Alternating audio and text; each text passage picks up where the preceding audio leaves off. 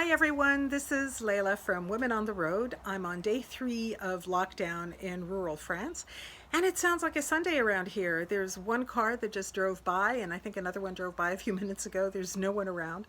So everyone is listening and staying home after they got raked over the coals yesterday for appearing in huge public groups, and I think that everyone got very angry to see groups of people getting together on the street or in markets because it is a public health issue and everyone's quite worried, so they don't want to be put at risk by people who are being unconscious or thinking that none of this matters. So today France is in complete lockdown. This is it.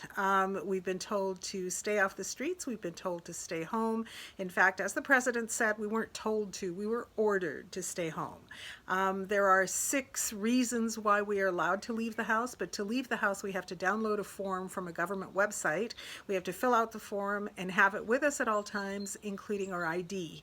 And those 6 reasons are perfectly legitimate reasons: buying food, going to work if your job is essential and you can't telecommute, if you have an emergency to go see the doctor, if you have ailing parents, things like that.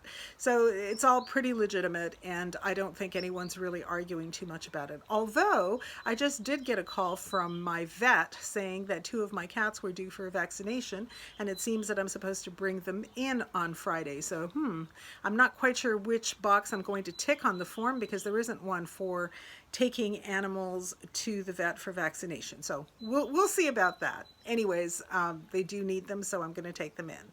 Otherwise, everything's very quiet. There are 100,000 police that have been deployed across France, we are told, although the chances of them ending up in my very small rural area are pretty slim. I think people are going to start taking it in stride, although Paris seems to have emptied.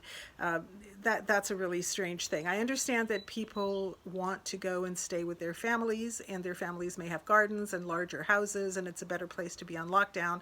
But by doing that, they're taking this virus from one of the big clusters, which is Paris, and spreading it throughout France. So the rest of France is grateful.